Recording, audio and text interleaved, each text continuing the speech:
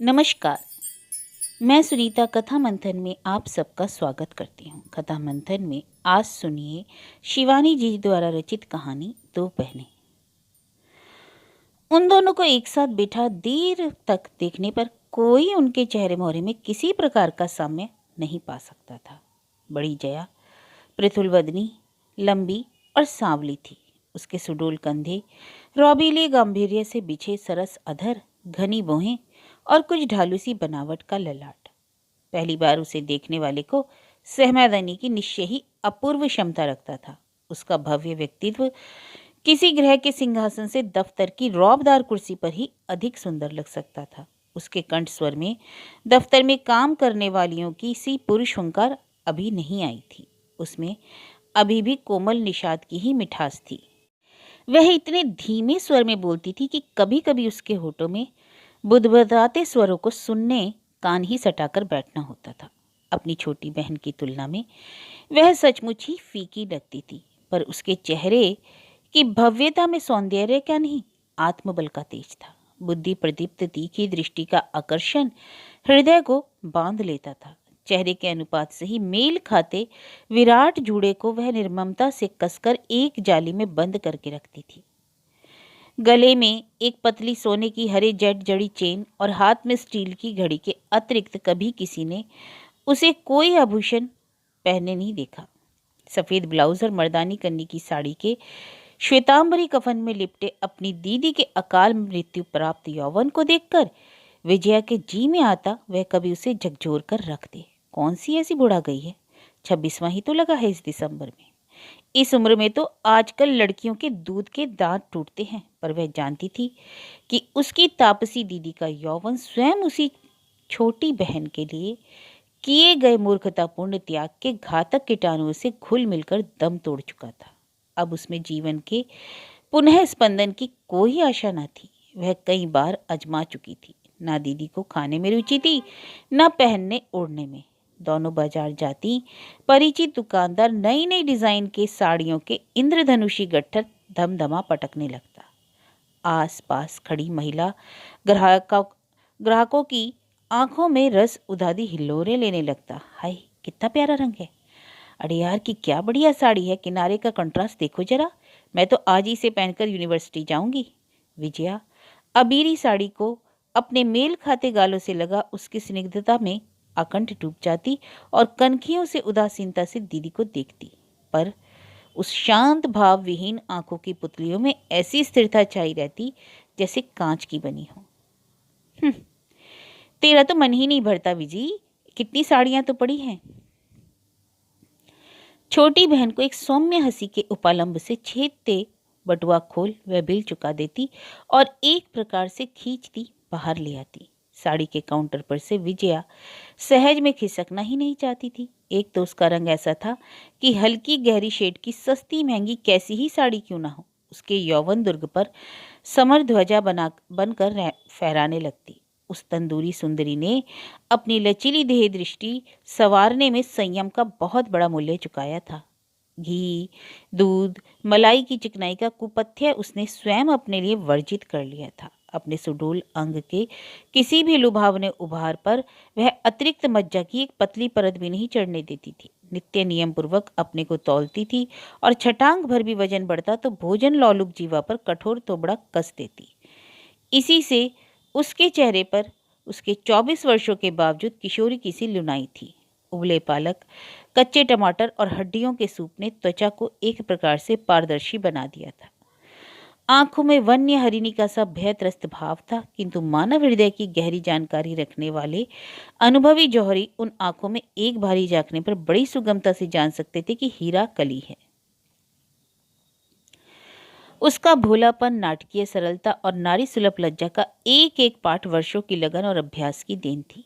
वह जानती थी कि पुरुष को इन्हीं ब्रह्मास्त्रों से पराजित किया जाता है। पिता की मृत्यु के बाद इस मातृहीना छोटी बहन को संभालने में कभी कभी जया को दिन में भी तारे दिख गए थे। अपने लिए आए कई वांछनीय रिश्ते उसने केवल इसी छोटी बहन के लिए फेर दिए थे। मैं चली जाऊंगी तो इसे कौन रखेगा पापा, वह कह देती और पापा चुप रह जाते। वह विश्वविद्यालय में मनोविज्ञान की प्राध्यापिका थी। और अधिकांश मनोवैज्ञानिकों की भांति मन ही मन मनोविज्ञान का जाल बुनते बुनते उसके सलोने चेहरे पर समय से पूर्व उत्पन्न नवजात शिशु के शरीर की सी झुर्रियां पड़ गई थी। किसी भी स्त्री या पुरुष को देखते ही उसकी धमनियों में सुप्त युंग और फ्रायड के विचार जागृत हो उठते और उनकी ज्ञात या अज्ञात कुंठाओं के सहारे अपनी मनोवैज्ञानिक भृगु संहिता के पन्ने पलट उनकी कुंडलियां खोजने लगती। कैसी कुटिल हंसी है, कैसी नीच मुद्रा है, कैसी कनखियों से काक दृष्टि के बाण मारता है, आदि आदि। उसके इसी तीक्ष्ण चुनाव के कारण उसी के जीवन में कभी कोई पुरुष नहीं आ पाया। यौवन के सुनहले वर्ष देखते देखते उसकी फैली हथेली से सरकते गए। उसके पिता की गणना शहर के दबंग वकीलों में की जाती थी। तराई के खूनियों एवं पहाड़ी इलाकों के कुख्यात अपराधियों से उनका वर्षों का यजमानी संबंध चला आ रहा था। उनकी दबंग वकालती दलीलों का जिरहा बख्तर कस वे एक से एक जघन्य अपराध करते घूमते रहते। इसी से लोग कहते पाप की कमाई कहीं फलती है। इसी से भगवान ने एक पुत्र भी नहीं दिया पिंडदान करने को। ब्राह्मण का भला इससे बड़ा दुर्भाग्य और क्या हो सकता है। फिर उन धेंगड़ी सी मातृहीना पुत्रियों को कुमाऊं के किसी भी संस्कारबद्ध गृह में गुजारा नहीं हो सकता था। बड़ी के सौम्य स्वभाव की सर्वत्र प्रशंसा थी। लड़की तो लाखों में एक है, पर रंग जरा कह अधूरे वाक्य में ही जहर उगल परिचित स्त्रियां चुप रह जाती। सांवले रंग को क्षमादान देने में कुमाऊं सदा से ही कृपण रहा है। और छोटी, बाप रे बाप, दहकता अंगार है, रूप में भी स्वभाव में भी। पर दोनों बहनों को अपने समाज की बेरुखी से कोई शिकायत नहीं थी। जया पठन पाठन पूजन अर्चन में डूबी रहती। विजया के यौवन का पर्याप्त मूलधन अभी उसकी सुंदर मुट्ठी में बंद था। आज तक कभी भी ऐसा नहीं हुआ कि राह चलतों ने उसे मुड़कर न देखा हो। वह चाहे रेशमी साड़ी पहने या वल्क वसना बनी घूमे, पुरुष की दृष्टि को वह अपने यौवन के चुंबक से जब चाहे खींच सकती थी। और सच पूछा जाए तो इसमें आनंद भी आता था। पिता की मृत्यु के पश्चात दोनों बहनों ने अपनी पहाड़ यात्रा एक प्रकार से स्थायी रूप से स्थगित कर दी थी। अल्मोड़ा, रानीखेत और नैनीताल की विभिन्न नगरियों में उनकी 3 सर्वथा विभिन्न प्रकृति की बुआएं बिहाई थी। बड़ी से दोनों की पिता के जीवन काल में ही खटपट हो गई थी। उनके विचार में कुसुमी बुआ हद दर्जे की स्वार्थी और लंपट महिला थी। अपने भाई की सुखी गृहस्थी देखकर वे मन ही मन जलती बुनती प्रत्येक जाड़ों में पधार जाती। इसलिए उनकी इस अनिवार्य यात्रा को बड़े यत्न से संयुक्त मोर्चाबंदी कर दोनों ने बंद कर दिया था। मझली बुआ की आर्थिक अवस्था भी बड़ी सुविधा की नहीं थी। उनके पति जंगलात के दफ्तर में क्लर्क थे। वकील साहब को इस बहन को भी हर माह कुछ न कुछ भेजना होता था। इसी से उन बुआ का पक्ष भी दुर्बल पड़ गया था। प्रत्येक जाड़ों में अपने 8 बच्चों सहित वे 3 महीने की सुदीर्घ छुट्टियां बिताने भाई के पास आ जाती। दोनों मातृहीना भतीजियों पर खूब रौब जमाती। हाय राम, ये कैसी फतोइयां पहनती हो तुम लोग, क्या लाज नहीं लगती? अरे क्यों री बिजीन, 8 घटमुटों के पूरी बाह के स्वेटर में कितनी ऊन लगेगी? तू तो दिन रात बुनती रहती है, कभी पूछ लेती। 40 पाउंड। विजया उत्तर का चाटा सा मार बड़ी अभद्रता से उठकर बाहर चल देती। इस बुआ को देखकर उसका तन बदन जल जाता था। उस पर कोहनी से फटा पट्टू का बदबूदार कोट पहन उसके रसिक मजले फूफा ठीक उसके कान के पास खड़े हो दनादन हींग मूली मिश्रित डकारे छोड़ने लगते। यही नहीं, कई बार उन जंगली फूफा जी का तांगे के घोड़े का सा हाजमा उसे उसकी ठसकेदार सुसंस्कृत सखियों के सामने बुरी तरह अपदस्थ कर देता। पिता की मृत्यु के पश्चात 13वीं के दिन ही विजया ने इस दक्ष कन्या को भी पितृगृह से खदेड़ दिया। जया को अवश्य ही बहन के दुर्व्यवहार से बड़ी ग्लानि हुई। कभी यह हमारे साथ भी हो सकता है विसी, आखिर है तो पापा की बहन, उसने कहा था। चुप करो दीदी, पापा का रिश्ता उनके साथ गया। और रही हमारी बात, तुम जानती हो हमारे साथ यह कभी नहीं हो सकता। थैंक गॉड, हमारी बुआ बनने की कोई उम्मीद ही नहीं है। तीसरी और सबसे छोटी बुआ सहज में छोड़ने वाली जीव नहीं थी। वे जब भी आती कभी भतीजियों की मेम साहबी शिक्षा या रहन सहन पर फब्तियां नहीं कसती और ना कभी नीति शतक ही खोलती। वे जानती थीं कि भाई भाभी के साथ अपने रक्त के संबंध में जीवन पर्यंत दृढ़ता कायम करने का मूल मंत्र था भतीजियों को वश में करना। बड़ों में मनमुटाव का सूत्रपात प्रायः बच्चों को लेकर ही होता है। इसी से वे जब कभी आती भतीजियों के लिए 2 बहुमूल्य साड़ियां अवश्य लाती। मायके की यात्रा संक्षिप्त रहे, इसका विशेष ध्यान रखती और साथ में लाए सामान का वजन कभी भी संदिग्ध रूप से नहीं बढ़ने देती। भाई की मृत्यु के पश्चात वे केवल एक बार आई थी। बड़ी भतीजी के लिए उन्होंने एक दो सुपात्र भाई के जीवन काल में ही जुटा दिए थे, पर भाई ने लिख दिया, मैं अपनी बड़ी लड़की के वैरागी स्वभाव को जानता हूँ। वह एक बार ना कह चुकी है तो उसे भ्रम वाक्य समझो। चिंता तो मुझे छोटी की है, समय आने पर तुम लोग उसी का ख्याल करना। देख सुनकर बड़े सुपात्र को सौंपना होगा उसे। अब समय आ गया था। वह अपनी शिक्षा पूरी कर आईएएस में बैठने की तैयारी कर रही थी। इसी से छोटी बुआ ने एक सुपात्र का संधान देकर जया को पत्र लिखा था।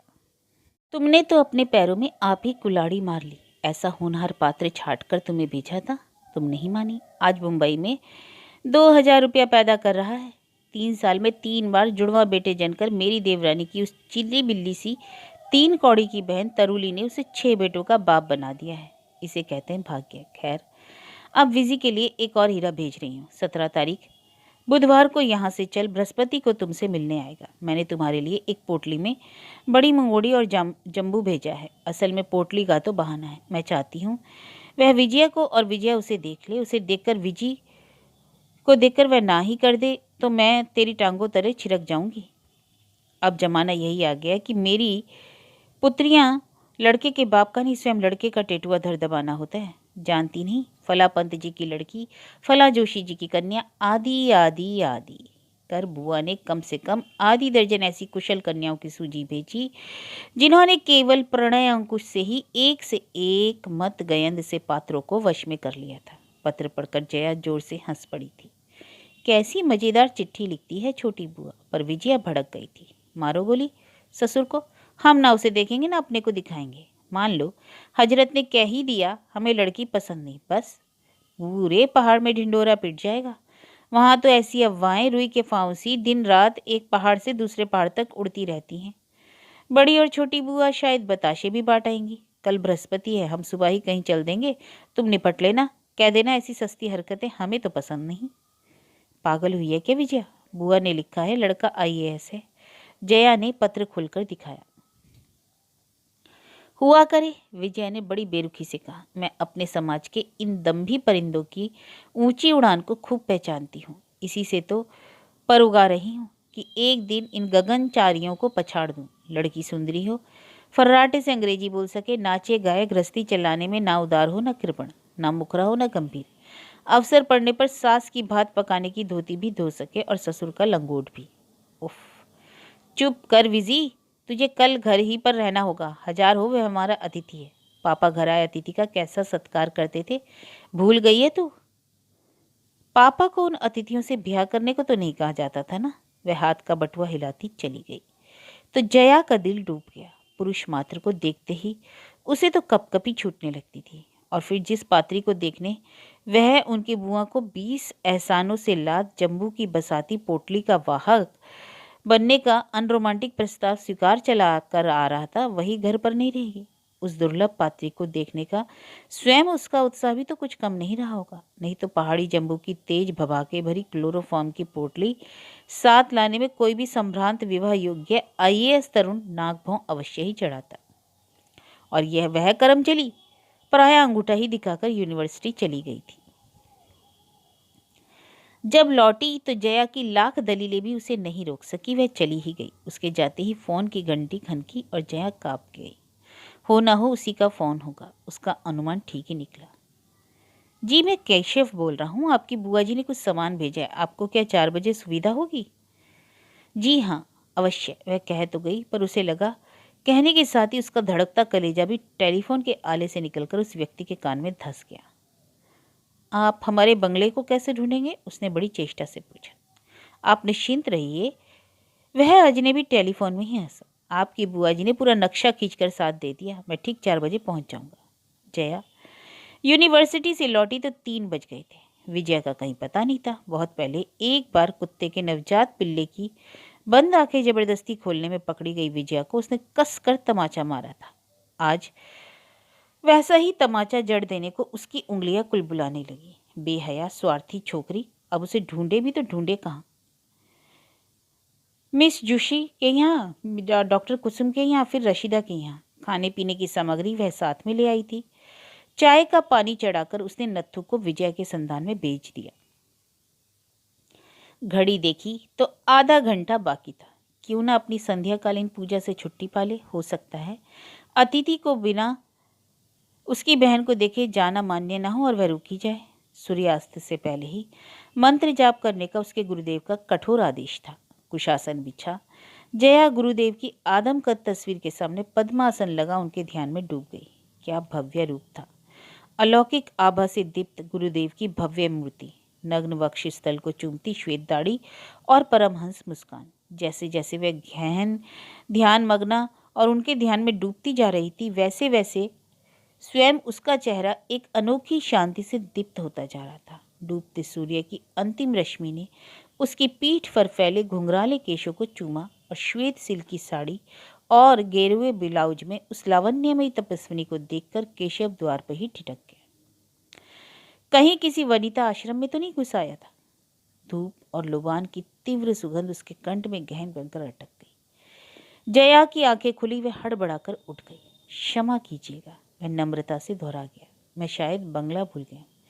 नहीं, जया हंसी। आप बंगला नहीं भूले। आपके हाथ की पोटली के जम्बू ने ही आपका परिचय दे दिया। आप केशव है ना? बुआ जी की चिट्ठी हमें मिल गई थी। फिर जम्बू के साथ में लेकर आने वाले व्यक्ति के परिचय देने की कोई आवश्यकता ही नहीं रह जाती। अपने बड़े साहस से कहे गए वक्तव्य पर उसे स्वयं ही आश्चर्य हो रहा था। आज तक किसी भी पुरुष के सम्मुख वह इतनी मुखरा नहीं बनी थी। लजीली हंसी से वह अपना कथन शेष कर ही पाई थी कि वह आनंदी युवक हो होकर बड़े जोर से हंस उठा। जया उसे देखकर खिल गई। ठीक उसी की सुंदरी बहन के लिए जोड़ा बनाकर भेजा था भगवान ने। कितना बचकाना चेहरा था। मोटे फ्रेम के चश्मे के नीचे उसकी गोल गोल आंखों से अभी उसका कौशर्य नहीं गया था। आप बैठिए, मैं अभी आई, कह जया उसे गोल कमरे में बिठा चाय का पानी रखने चली गई। घर में वह अकेली ही थी। नत्थु भी निगोड़ा अभी नहीं लौटा था। कभी किसी पुरुष से एकांत संभाषण का उसे इसके पूर्व अनुभव नहीं था। जब भी कोई आता, छोटी बहन सर्वदा उसके साथ रहती थी। और आज मुझे उसे ऐसी विचित्र परिस्थिति में छोड़ गई थी। वह होती तो सब संभाल लेती। जहाँ बड़ी बहन पुरुषों की उपस्थिति में पसीना पसीना हो जाती थी, वहीं छोटी का सरस व्यक्तित्व पुरुषों के बीच अपने स्वाभाविक रूप में उभर आता। किसी भी पुरुष को देखते ही जया बेमतलब उल्टा सीधा काम करने लगती। कभी उसकी साड़ी का आंचल व्यर्थ ही कमरे की चीजों से उलझता, उन्हें गिराता फिरता। कभी हाथ से चम्मच गिर जाता, कभी प्याले की चाय, कभी कभी तो जाली में कसा जूड़ा ही अकारण उसकी पीठ पर बिखर जाता। छी छी, क्या सोच रहा होगा वह युवक। उसे वह अकेला ही छोड़ाई थी। आंखों में छलके विवशता के आंसू पहुंच वह बड़े साहस से मुस्कुराती भीतर गई। और हुआ वही जो पुरुषों की उपस्थिति में उसके निरह व्यक्तित्व द्वारा प्राय हो बैठता है। पहले मेज पर धरे कांच के फूलदान को उसके लंबे आंचल ने लपेटकर धम से गिरा दिया। बड़े यत्न से सजाए गए पुष्प गुच्छ को ठीक नव आगंतुक के चरणों में चढ़ा ही पाई थी और कांपते होठों से सॉरी बुदबुदा रही थी कि जन्म से ही पंगु एक छोटी मेज फूलदान उठाने को झुके उसके स्कंद स्पर्श का बहाना बना चारों खाने चित हो गई। साथ ही उस पर धरी टेलीफोन की मोटी डायरेक्टरी एस्ट्रे पर खुल पड़ी। स्याही दवात भड़बड़ा धड़धड़ा कर गिर जमीन पर बिखर गए। यह सब अभागी विजया की करतूत थी। जाने से पहले उसी ने पेन में स्याही भरी थी और दवात खुली छोड़कर जाने वाली भी अवश्य वही रही होगी। स्वभाव से ही भीरू और शांत गायकी सी बड़ी बड़ी आंखें लज्जा परिताप और ग्लानि से धुंधली हो गई। हाय, क्या कर दिया मैंने। आपकी पैंट में भी स्याही के छींटे पड़ गए। अरे क्यों परेशान होती हैं। वह हंसमुख युवक जेब से रुमाल निकाल पैंट के छींटे छुड़ाने लगा। सामान्य से ही छींटे पड़े थे। यह तो मेरी ट्रैवलिंग की पैंट है, वह कहने लगा। पर सरला जया भी इतना जानती थी, ट्रैवलिंग की पैंट पहन कोई भी महत्व विवाहकांक्षी तरुण अपनी भावी वधू को देखने नहीं जा सकता। अवश्य ही यह बेचारे का सबसे अच्छा सूट रहा होगा। जया स्याही की दवात खिड़की से फेंकने गई तो देखा नत्थु सड़क से ही हाथों का सिग्नल हिलाता बता रहा था। छोटी बीबी कहीं नहीं मिली। अवश्य ही छोकरी पिक्चर देखने चली गई होगी। अब अकेले ही निपट लेगी। उसने चटपट चाय का सामान मेज पर लगा दिया और केशव को बुलाने आई। पैंट का तो सत्यानाश कर ही दिया मैंने, आइए थोड़ी चाय पिलाकर क्षमा मांग लो, कहकर वह हंसी। केशव उठकर उसके साथ साथ चलता खाने के कमरे में गया तो विभिन्न प्लेटों में खाद्य सामग्री की सज्जा देखकर चकरा गया। बाप रे बाप, यह तो अच्छा खासा भोज दे डाला आपने। क्या जम्बू की पोटली का भाड़ा दे रही हैं? मैंने तो सोचा था आपसे आज ही एक बहुत बड़ी फरमाइश करूंगा। जया का कलेजा बुरी तरह धड़कता बाहर निकलने को व्याकुल हो उठा। अवश्य ही अब कहेगा आपकी छोटी बहन का हाथ, पर नहीं, ऐसे सुशील स्वभाव का खानदानी लड़का कभी ऐसी नंगी मांग से उसे अपदस्थ नहीं करेगा। क्या? प्रश्न पूछते ही वह अपनी अस्वाभाविक धृष्टता से स्वयं लाल पड़ गई। आपके कंठ के माधुर्य की इतनी प्रशंसा सुनाई है बुआ जी से। बुआ जी ने सोचा था जी भरकर गाने सुनूंगा, संगीत मेरी दुर्बलता है। वास्तविक हास्यास्पद स्थिति को समझते ही जया ठठाकर हंस पड़ी। जो व्यक्ति बहुत कम हंसता है उसकी स्वाभाविक हंसी का ठहाका कितना प्यारा लगता है। जिसने अस्वाभाविक कठोरता से अपने हृदय के सभी आनंद द्वारों पर संयम की अर्गला चढ़ा रखी हो और एक बार द्वार खोलने पर ताजी हवा का झोंका उसे ऐसा बेसुध कर देता है कि द्वार बंद करने का उसे फिर ध्यान नहीं रहता। जया बड़ी देर तक हंसती रही। हाय रे भगवान, आप क्या मुझे अभी तक बुआ की बताई मेरी छोटी बहन विजया समझ बैठे हैं? गाने वाली हंसने वाली बातूनी वह तो मेरी छोटी बहन विजया है। और आप क्या कभी हंसती नहीं? वह धृष्ट युवक उसकी आंखों में आंखें डालकर पूछ बैठा तो जया सहमकर पीछे हट गई। उसे जैसे किसी ने चांटा मार दिया। यह कैसा विद्युत संचार होने लगा था उसके शरीर में। कैसी आंखें हैं इसकी? क्या निकट से देखने पर सब पुरुषों की आंखों की पुतलियां ऐसी ही स्थिर लगती होंगी? मैं गरम चाय ले आऊं? वह उत्तेजना और घबराहट में मेज की एक और प्लेट को धाराशायी कर धड़ से निकल गई। केशव की नजरों में कितनी फूड़ बना दिया था उसने अपने को। अकेले मर्द के साथ ऐसी ही टीटी क्या यूनिवर्सिटी की प्राध्यापिकाओं को शोभा देता है? वह चाय लेकर लौटी तो केशव दोनों हाथों से मेज पर पियानो सा बजाता उंगलियां चला रहा था। मैं सोच रहा हूँ सबसे अधिक खर्चा आपका क्रॉकरी का ही होगा, क्यों है ना? एक भ्रुकुटी को ऊंचा उठा, होठों को दांतों से सामान्य रूप से दबा अपनी नटखट हंसी से प्रश्न को बड़ी धृष्टता से सवार कर उसने पूछा। जी मैं समझी नहीं। जया के प्रशस्त ललाट पर दिसंबर के महीने में भी पसीना झलक उठा। जिस रेट से आप दाएं बाएं प्याले फूलदान तश्तरियां दंदनाती चलती हैं, मानना होगा साहब, ऐसा अचूक निशाना बहुत कम देखने में आता है। एक बार फिर संयम की अर्गला शिथिल हो गई। दोनों के सम्मिलित ठहाके से छिटककर विजया कब द्वार पर आकर खड़ी ही रह गई, कोई देख ना पाया। यह क्या उसकी दीदी हंस रही है? वही दीदी जो उसके पुरुष मित्रों के बीच उसकी सामान्य हंसी को भी कभी क्षमा नहीं कर सकती थी। ओह, तो यही है वो हजरत। क्यों दीदी, कुछ चाय वाय बची हो तो हमें भी दे दो। बड़े स्वाभाविक ढंग से लंबी लंबी डगे भरती हुए मेज की ओर बढ़ गई और बड़े अधिकार से खाली कुर्सी खींच उस सुदर्शन युवक के ठीक सामने तनकर बैठ गई। नमस्कार। वह हंसी। किस बात पर हंस रहे थे आप दोनों? दीदी को ऐसे हंसते देख मैं तो प्राय मूर्छित होकर ही गिर पड़ी थी। काजू की प्लेट को सामने खींचे है एक एक काजू ऐसे अपने मुंह में डालने लगी जैसे अजायब घर के भालू को मूंगफलियां खिला रही हो। कुछ नहीं, नत्थु तुझे ढूंढ ढूंढ कर हार गया। यही है मेरी छोटी बहन विजया। बड़ी ही मधुर हंसी के साथ उसने अपनी छोटी बहन का परिचय दिया। इसी के गाने की प्रशंसा बुआ जी ने आपसे की थी। अरे तेरा गाना सुनने कब से रुके हैं बेचारे। छोटी बहन के पुष्ट व्यक्तित्व का सहारा पाते ही जया की वागधारा सहसा मुखरा प्रखरा वेगवती नदी सी वन बहने लगी। इस वर्ष आईएएस की तैयारी कर रही है। उसने फिर उत्साहपूर्ण भूमिका बांधी, पर उसकी बातों का सिलसिला बार बार अनाड़ी हाथों से बनाए गए ताश के महल की भांति टूटता जा रहा था। छोटी बहन के आते ही केशव आवश्यकता से अधिक गंभीर हो गया था और हटीले जिद्दी अड़ियल घोड़े की भांति एड़ी टिकाए खड़ा था। बड़ी बहन की रोचक बातों के चाबुक प्रहार उसे डिगा भी नहीं पा रहे थे। चाय लेंगे और? उसने पूछा। नहीं, उसने प्याला खिसका दिया। विजी चल भीतर चले, वही गोल कमरे में तेरा गाना सुनेंगे, उसने छोटी बहन से कहा। नहीं, अब मुझे आज्ञा दीजिए, बड़ी देर हो गई। वह उठ गया। जया का चेहरा सफ़ेद पड़ गया। अचानक नाराज क्यों हो गया वह? क्या उससे तश्तरी टूटकर गिर गई थी इससे, या उसने पहले ही अपना परिचय बड़ी बहन के रूप में नहीं दिया था इससे, या पैंट को स्याही के छींटों से रंग दिया था इससे? अभी तक तो वह इतना हंस बोल रहा था। वह उठा, दोनों बहनें उठ गईं। वह सचमुच ही नमस्कार के साथ विदा होने लगा तो विजया ने अपने अप्रत्याशित व्यवहार से जया को विस्मय विमुक्त कर दिया। सुनिए, आप तो 3-4 दिन रुकेंगे ही। कल दीदी का 26वां जन्मदिन है, आप खाना यहीं खाइए। निमंत्रण के साथ ही वह अपनी मोहक हंसी हंसती उत्तर के लिए उसके सामने खड़ी हो गई। यही उसका ब्रह्मास्त्र था। ऐसी ध्वल मुक्ता सी हंसी का निमंत्रण भला संसार का कौन पुरुष टाल सकता। उसने हंसकर निमंत्रण स्वीकार कर लिया। उसके जाते ही जया ने विजया को बुरी तरह फटकार दिया। क्या पड़ी थी तुझे मेरे 26वें जन्मदिन का ढिंडोरा पीटने की? क्या सोचेगा वह कौन सी 17वीं वर्षगांठ थी? कोई और बहाना भी तो ढूंढ सकती थी। क्यों, क्या बहुत पसंद आया गया तेरे? बड़े लाड़ से छोटी बहन का चेहरा हाथों में भरकर उसने पूछा। बस दीदी, जैसे भी हो, पटाओ बात।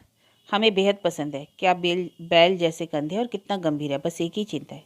क्या? हंसकर जया ने पूछा। बस यही कि शादी हो गई तो स्वेटर बुनना पड़ा तो 140 फंदे डालने पड़ेंगे। कैसी चौड़ी छाती है, एकदम चक्की का पाट। जया जोर से हंस पड़ी। चलो एक चिंता दूर है, आखिर अपने ही समाज और बिरादरी का सुपात्र पसंद आ गया था विजी को। उस रात छोटी बहन को चक्की के पाट और भूरी मूछों के ही सपने दिखे, पर बड़ी की आंखों में नींद नहीं थी। वह कितनी ही योजनाएं बना चुकी थी। किस कमरे में कन्यादान होगा, गहनों की चिंता नहीं। अकेले अम्मा के गहने बैंक से निकालने पर 3 कन्याएं ब्याही जा सकती थी। पर विजी के जाते ही उसकी क्या दशा होगी। सुखद योजनाओं के भी संभावित वियोग को वह भूल ही गई थी। और फिर ना जाने कब उसकी आंख लग गई। सुबह उठी तो आंखें भारी और तकिया गीला था। विजया ने उठते ही उस दिन कमर कस ली। पहले एन फ्रेंच का लेप किया, फिर आमंड क्रीम का प्रलेप किया, फिर चंदन थोपकर चिरौंजी का उपटन किया। सौंदर्य प्रसाधन के पाश्चात्य और पूर्वी विन्यास से छुट्टी पाकर उसने साड़ियां निकाली। आज एक भी साड़ी उसे नहीं भा रही थी। जितना परिचय उस व्यक्ति का पा चुकी थी, उससे लगता है हल्की रंगीन साड़ी पहनना ठीक रहेगा। हल्के रंग की एक भी ढंग की साड़ी नहीं थी। हाँ, हल्के रंग की लिपस्टिक अवश्य थी। बस फिर क्या था, मिन गया कोड़ा। अब क्या चाहिए? जीप लगाम और घोड़ा चट चट से कार निकाल, उसी शेड से मैच करती साड़ी भी आ गई। नित्य बुफों की जटाजूट में सधे बालों का सीधा जूड़ा बना, कानों में 2 पुखराज पहन वह जल्दी धनिया और प्याज से बसाती दीदी के पास जाकर खड़ी हो गई। देखो दीदी, विल आई डू? हाय विजी, आज तो बेहद प्यारी लग रही है। ले जरा दही तो मत डाल, मैं चटपट तैयार हो लूँ। उसने बहन की ओर मथानी बढ़ाई। ओ दीदी, जरा भी अकल नहीं तुम्हें? हम यहाँ 50 रुपए का यूडी कोलन छिड़क कर आए हैं और तुम कहती हो कीचड़ मत हो। हमसे नहीं होगा ये सब। आखिर उस हरामखोर नत्थू को तुम इतना सिर क्यों चढ़ा कर रखती हो? जब देखो तब तुम चौके में वह हजरत कन्हैया बने बीड़ी फूंक रहे हैं। नत्थू चलो इधर, जाओ दीदी तुम अपने कपड़े बदलो।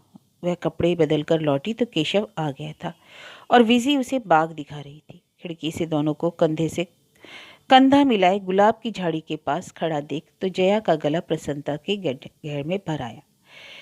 ऐसी प्यारी जोड़ी थी। दोनों घूमकर लौटे तो वह खाना लगा चुकी थी। खाने की मेज पर वह बड़े उत्साह से प्रत्येक स्वादिष्ट खाद्य सामग्री की सुगंध का श्रेय किरीट छोटी बहन के सिर पर ही बांधती जा रही थी।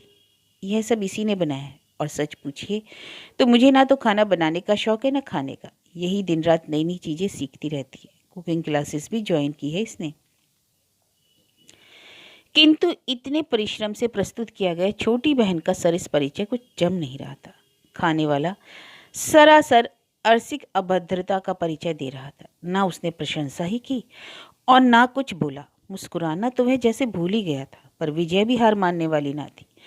कुछ ही घंटों के परिचित उस अजनबी का उदासीन गांभीर्य उसके मुग्ध हृदय को बजरबट्टू सा घुमा रहा था। थोड़ी ही देर में लुभावना पाहुना विदा लेकर चला गया तो विजया के संयम का बांध टूट गया। देखो दीदी, और तुम कहती हो कि विवाह अपने ही समाज में करना चाहिए। देख लिया ना अपने समाज का नमूना। सामान्य सी भद्रता भी नहीं जानते हजरत। निकले हैं फॉरेन सर्विस में, वहाँ इन्होंने यह शमशान वैराग्य दिखाया तो राजदूतों की पत्नियां भी अपनी नुकीली जूतियों की ठोकरों से उड़ा देंगी। खैर मैं भी देख लूँगी। अभी 15 दिन की छुट्टियां बिताने पहाड़ जा रहे हैं। बुआ के मकान के सामने ही तो रहता है इनका परिवार। हम भी परसों चल देंगे उसी गाड़ी से। फिर देखो इस घमंडी ऊँट की नाक में नकेल डालकर खींचती यहाँ ना ले आई तो मेरा नाम भी विजया नहीं। जया ने हंसकर उसे आश्वासन दिया। अभी तो 2 दिन यही है, क्या पता कल आए। कुछ लोग स्वभाव से ही संकोची होते हैं विजया। हो सकता है बेचारा झेप रहा हो। कल कल कभी नहीं आएगा। मैं उससे पहले ही कह चुकी हूँ कि कल मुझे अपनी एक सहेली के यहाँ उसकी सगाई की दावत में जाना है। मैं दिन भर बाहर आऊँगी। दूसरे दिन विजया चली गई तो जया बहुत सा काम बटोर लिया। एक और लंबे गरम कोट फैला। वह विजया की निर्ममता से व्यवहारित साड़ियों को तहा कर लगा रही थी कि सोचा क्यों ना नत्थू को बुला ले। धूप में कपड़े तो वह भी फैला सकता था। वह नत्थू को पुकारने जा रही थी कि उसे अचानक स्मरण आया, नत्थू तो छुट्टी लेकर सिनेमा देखने गया है। दोनों हाथों में 2 लंबे कोट लेकर वह स्वयं उठी ही थी कि सहम गई। अरे आप! उसने अचकचाकर कोट पलंग पर पटक दिया और आंचल ठीक करने लगी। सहसा उसका चेहरा आरक्त हो उठा और आंचल ना जाने कब भूमि पर लौट रहा था। सुबह सिर धोया था, इसी से रूखे बाल हवा में उड़ रहे थे। छी कैसी भूतनी सी बनी थी वे। पर आज यह कैसे आ गया?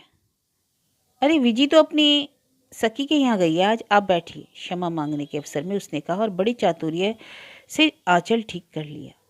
मैं जानता हूँ, वह हंसा और ऐसी धृष्टता से उसकी ओर बढ़ाया कि उसके शरीर का रक्त जम गया। मैं छोटी बहन के लिए नहीं, बड़ी बहन के लिए आया हूँ। और फिर उसने बड़े अधिकारपूर्ण से डगों से आगे बढ़ उसे बाहों में ऐसे उठा लिया जैसे कोई हटीला मुंह लगा बालक दूर ताक पर धरे रंगीन लुभावने खिलौने को उठा लेता है। और यह सब पलक मारते ही इतनी तेजी से हो गया कि 26 वर्ष की वह सपन सुंदरी किसी दहकती भट्टी के गर्त में भय, आश्चर्य और क्रोध की लपटों में झुलसती चेतना खो बैठी। पर यह कैसा भय था जिसने उसके ज्ञान चक्षुओं की ज्योति छीन ली थी? यह कैसा आश्चर्य था जिसमें अनुभूति ही शेष रह गई थी, कौतूहल नहीं? ये कैसा निर्व्य क्रोध था जो अपने सुगठित शरीर की शक्ति और दृढ़ संयम के रहते हुए भी उस दुस्साहसी दुर्दमनीय युवक को एक चांटा खींचकर प्रताड़ित नहीं कर सकी? यह कैसा अनोखा समुद्र था जिसके आकंठ डूबकर भी प्रणय के ज्वार भाटे की उर्मियों ने से जीवित ही चेतना के कछार पर पटक दिया था। उसका उन्मुक्त नवीन प्रेमी उसे पागलों की भांति चूम रहा था। ना जाने कैसे अटपटे प्रणयालाप के कर्ण प्रिय शब्द उसके कानों में मंजीरे से बजा रहे थे। मैंने तुम्हें पहले ही दिन देखकर पहचान लिया था। यही है वह जिसे मैं इतने वर्षों से खोज रहा था। जानती हो, आज तक मैंने 39 कन्याएं नापसंद की है, पर इस ध्यान मग्ना तपस्विनी को चट से हृदय ने मूंद लिया। ओह, कैसी सुगंध है तुम्हारे शरीर की! रति मंजरी में वर्णित कौन सा रतन है ये, शंखनी या पद्मिनी? और उसका वह अद्भुत प्रेमी बड़बड़ाता एक बार फिर उसकी कांपती पलकों पर झुक गया। जया! उसके कानों के पास ही अपना चेहरा सटाकर उसने जया को पुकारा, पर वह तो दोनों हाथों से मुंह ढांपे पड़ी थी। हाय हाय, यह क्या हो गया? वह विजया से क्या कहेगी? जया! बड़े लाड़ से उसने जया के दोनों हाथ हटाकर अपने हाथों में बांध लिए। इधर देखो जया, उसने कहा, पर जया की आंखें नहीं उठी। वह हंसकर उठ गया और सीटी बजाता आतमकत आईने में अपने बिखरे बालों को ऐसे संवारने लगा जैसे वर्षों से इसी आईने में बाल संवारता आया हो। जैसे जैसे जया की चेतना लौट रही थी, उसके हृदय की धड़कन बढ़ती जा रही थी। वह एक टक केशव को देख रही थी। किस आश्चर्यजनक स्वाभाविकता से उसने पूरे कमरे में अधिकार जमा लिया था, जैसे वह ही गृह स्वामी हो। बाल संवार कर वह फिर जया के पास कुर्सी खींचकर बैठ गया। उसने इस बार ऐसी खूबी से बाल संवारे थे कि मांग का ही अस्तित्व मिट गया था और उसका चेहरा एकदम ही बचकाना लगने लगा था। देखो जया, मुझे आज ही रात की गाड़ी से जाना है। मेरे एक ताऊ जी की तबीयत अचानक खराब हो गई। वहाँ पहुँचते ही तुम्हारी बुआ जी से कह दूंगा मुझे आपकी बड़ी भतीजी पसंद है। तुम्हारी सम्मति तो मिल ही गई है।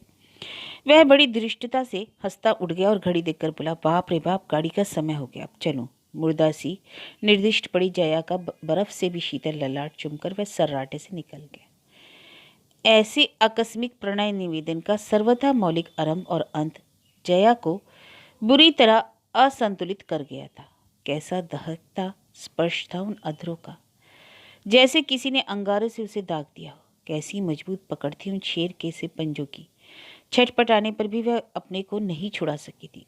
और पर वह क्या सचमुच छटपटाई थी? मेज ही पर धरे पड़ी भारी पेपरवेट को क्या वह खींच कर नहीं मार सकती थी? सिगरेट की किसी मदमस्त खुशबू से उसके नथुने भर गए थे। लग रहा था अभी भी वह तंबाकू की मादक गंध उसमें लिपटी बसी है। अपनी ही हथेली में अपनी सांस का भवकारा छोड़ उसने सूंघकर आंखें मीट ली। उसकी प्रत्येक सांस निश्वास में अपने अमिट हस्ताक्षर छोड़ गया था वह अजनबी। कहता था, जाते ही बुआ जी से कह देगा मुझे बड़ी बहन पसंद है। क्या कहेगी उसकी प्रौढ़ा सखियां? सबने एक साथ ही कठिन कौमार्य व्रत पालन का संकल्प लिया था। सबसे पहले तो विजया को यह खबर देनी होगी। विजी, तेरे मन के मीत ने तो मुझे छांट लिया। कैसे कह पाएगी वह? संसार की कोई भी नारी कितनी ही उदार हृदय क्यों ना हो, आज तक किसी पुरुष के उसे नापसंद करने के अक्षम्य अपराध के लिए क्या क्षमा कर सकी है? फिर प्रतिद्वंदिनी, चाहे सौत हो या प्रेयसी रूप में स्वयं सगी बहन, उसे क्या कभी क्षमा कर पाती है? ठीक इस उधेड़ बुन के बीच वह डूबती उतरती जा रही थी कि आंधी की भांति विजय ने कमरे में प्रवेश किया। हाथ का पर्स कुर्सी पर पटक वह जया के पास बढ़ गई। दीदी, जानती हो मुझे रास्ते में कौन मिला? वही छोटी बुआ का कैंडिडेट। बस गजब ढा रहा था दीदी, ऐसी बढ़िया ट्वीट का कोट पहने था पट्टा कि बस मैं हमें देखकर मुस्कुराया और हमने भी वो हाथ मिलाया कि जोड़ अभी दुख रहा है। तेजी से रिक्शा निकल गया, नहीं तो हम वहीं प्रपोज कर बैठते। दीदी ने बरबस होठों को 1 सेंटीमीटर के सीमित में फैलाया। दीदी, छोटी बहनों से अचानक ऐसे घुरा कि उसने आंखें झुकाई। तुम तो आज गजब लग रही हो दीदी, क्या स्किन है तुम्हारी सचमुच? कोई नया स्किन लोशन लगा रही हो क्या? आज तक जया की निष्कलुष चित्त ने छोटी बहन से कोई भी बात नहीं छिपाई थी, पर आज उसके कुछ ही घंटों का नवीन प्रेमी उसे कपट का प्रथम पाठ पढ़ा गया था। अपने चमकते चंद्र बिंदु की सुंदरता के रहस्य की मंजूषा वह नहीं खोल सकी। हट पगली, मैं भला कब क्रीम लोशन लगाती हूँ?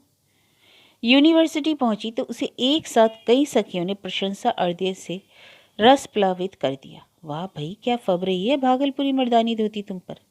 हम पहनती तो जोगन लगती। माघ मेले से खरीदी है, क्यों है ना? जया घर लौटी तो बड़ी देर तक एकांत दर्पण साधना में डूबी रही। क्या सचमुच उसके चेहरे में कोई बदलाव आ गया है? जिस प्रतिबिंब ने मुस्कुराकर उसका स्वागत किया, उसे तो वह सचमुच नहीं पहचानती थी। उठते बैठते पढ़ते पढ़ाते उसे एक ही चेहरा बार बार दिख रहा था, और उतनी ही बार उस मधुर स्मृति की एक एक परत कपड़े की थान से खुलती जा रही थी। उसके प्रेम प्रलाप को वह मनी मन दोहराती लाल पड़ जाती, और दीदी के उस अस्वाभाविक गिरगिट रंग को देखकर विजय आश्चर्य में डूब जाती। क्या हो गया था दीदी को? ए दीदी, एक दिन मुंहफट विजय ने खाने की मेज पर उसे पूछ लिया, किसी के प्रेम व्रेम के चक्कर में तो नहीं पड़ गई? जया लाल पड़कर रह गई। एक बार प्राणों से प्रिय सहोदरा के सम्मुख वह सब कुछ कह देने को व्याकुल भी हो उठी थी, पर दूसरे ही क्षण उस अद्भुत संयमी युवती ने अपने चित्त को अंकुश से साध लिया। 7 दिन बीत गए थे। उसके जीवन अवकाश की मलिन आभा की क्षणिक ज्योति से उज्जवल कर उसका धूमकेतु सा रहस्यमय प्रेमी न जाने कहाँ चला गया था। उसने कहा था तार भेजेगा, पर ऐसी बातें क्या तार से कही जाती हैं? पहले बुआ से कहेगा, फिर बुआ उसके परिवार से बातें करेगी, तब कहीं कुमाऊं के असहनीय आईन कानूनों के दुर्गम द्वारों के चक्कर लगाता वह लुभावना प्रस्ताव उसके पास पहुंच पाएगा। फिर तो बुआ का पत्र वह विजया को थमा देगी। किसी बात को लेकर जीवन भर मातम बनाती रहे, ऐसा स्वभाव तो विजया का नहीं था। इसी से उसे कोई चिंता नहीं थी। खबर पाते ही यूनिवर्सिटी का सहकर्मी वर्ग दावत के लिए उसके पीछे पड़ जाएगा। एक दावत सगाई की और दूसरी शादी की। खैर देगी भाई, दोनों दावतें देगी। ऐसे अवसर क्या जीवन में बार बार आते हैं? मिस कॉल को तो वह तरंग आने पर अपनी रंगीन कोर्टशिप का आंशिक वर्णन भी शायद सुना देगी। बेचारी मिस कॉल इधर भजन कीर्तन और तीर्थ यात्रा के चक्कर में भुड़ता ही बन गया है बेचारी के स्वास्थ्य का। अपने विवाह का प्रबंध भी तो उसे स्वयं करना होगा। कौन बैठा है यहाँ करने वाला? मेरी विजया को तो सजने से ही फुर्सत नहीं रहेगी, और फिर उसकी 108 सखियाँ, उसे कहाँ फुर्सत होगी? किसी अच्छे कैटरर को सौंप देगी। यह थोड़ी ही ना होगा कि कन्यादान के मंडवे से उठकर कन्या आ रही है भंडार से रसद निकालने। उसे हंसी आ गई थी। विवाह के बाद सा आग्रह बुआ को रोकना ही होगा। विजया अकेली कैसे रहेगी? और फिर तो वह उसे अपनी ससुराल उठा ले जाएगी। छोटी बहन का सिर अभी भी दीदी के हवाई महल के छज्जे से नहीं टकराया था। 15 दिन बीत गए, पर बुआ की कोई चिट्ठी न आई। इन्हीं 15 दिनों में जया की बड़ी बड़ी आंखें असाधारण रूप से और भी बड़ी होकर पूरे चेहरे पर फैल गई थी। गुमसुम बनी दीदी को कभी विजया बुरी तरह छिड़क भी देती। बोर करती हो तुम दीदी, जब देखो तब मरसिया पड़ती हो। हम तो भाई जा रहे हैं सिनेमा, और वह अकेली ही चल देती। बहन के जाते ही जया अपने मन के चतुर राजमिस्त्रियों को फिर काल्पनिक महल बनाने में जोत देती। अब उसके प्रसाद के प्रांगण में गोल गोल चेहरे वाले बच्चे भी खेलने लगे थे। कई बच्चों की किलकारियों में डूबती वह केशव की सामान्य रूप से परिचित चौड़ी छाती पर बार बार अपना चेहरा छिपाकर अपना मुंह व्यर्थ प्रश्न दोहराती थी, कब लिखोगे, कब? बड़ी लंबी प्रतीक्षा के बाद बुआ की चिट्ठी आई। खूब हो मेरी बेटियां, बड़ी मुंगेड़ी खाली पर एक चिट्ठी ना डाली। बढ़िया तो खैर जाए भाड़ में, उसकी चिंता नहीं थी, पर साथ ही उन्हें ले जाने वाला भी भाड़ में चला गया। जब तुम दोनों की चिट्ठी नहीं आई और पता लगा कि केशव लौट आया है, तो कल मैं वहां गई, देखा तो केशव की अम्मा के लड्डू फूट रहे थे। सुना ट्रेन में ही कलकत्ते के एक लखपति प्रवासी से पहाड़ी परिचय हो गया। साथ में उनकी सांवली कन्या थी, लाखों की संपत्ति और इकलौती कन्या। दुर्गा दत्त जी का पूत, भला मौका कैसे चुकता। रंग सुना एकदम स्याह है, पर आजकल तो रुपयों का मुलम्मा चढ़ा मेंढकी भी परी बनाई जा सकती है। ट्रेन में ही सगाई हो गई। 18 वर्ष की है, केशव है 26 का। उसकी तो पूछो मत, मुझे देखा तो 32 ही दिखा, जले पर नमक छिड़क दिया। आपकी पोटली पहुंचा दी थी बुआ। जी में आया एक झापड़कस डंडे से सिर को उत्तर से दक्षिण दिशा को मोड़ दूं, पर हंसकर मैंने भी पूछ लिया, भतीजियाँ मिली थी? बोला नहीं, नौकर को दे आया था, बड़ी जल्दी में था। यही तो मेरा दुर्भाग्य था बेटियों, तुम्हें देखता तो क्या यह रेल की सगाई हो पाती। देखा दीदी कमीने को? आवेश से कांपती विजया ने जया की ओर देखा, पर दूसरे ही क्षण में स्तब्ध रह गई। दीदी के रक्तहीन चेहरे पर लिखी उस लिपि को उस तीक्ष्ण बुद्धि की स्वामिनी ने स्पष्ट पढ़ लिया, जिसे वह पिछले 20 दिनों से पढ़ने का असफल प्रयास कर रही थी। पहले दीदी के बटुए में केशव का रुमाल मिला था, वही परिचित सुगंध और वही धारियां। फिर दीदी के पलंग के नीचे 2-3 सिगरेट के अधजले टुकड़े। दूसरी बार देखने गई तो टुकड़े गायब थे। कुछ दिन बाद दीदी की पूजा की पुस्तक में दबे वही टुकड़े उसे फिर दिखाई दिए। केशव का नाम लेते ही दीदी के चेहरे की रंगत बदल जाती थी। डाकिया समय पर ना आता तो वह मनीहारा सर्प सी व्याकुल उठती। दीदी निश्चय ही बदल गई थी और आज उसी परिवर्तन का कारण स्पष्ट हो गया। बिना एक शब्द कहे विजया उठकर चुपचाप बाहर बरामदे में खड़ी हो गई। 26 वर्ष तक एक दूसरे से रक्त मज्जा मांस की डोर से बंधी संयमी जुड़वा सी बहनों को पल भर में केशव ने किसी कुशल सर्जन की सी शिलय क्रिया से सदा के लिए विलग कर दिया। कहते हैं ऐसी शिलय क्रिया से विलग हो गई दो बहनों में से एक ही जीवित रह पाती है। पता नहीं इन दोनों में कौन जी पाएगी, छोटी या बड़ी।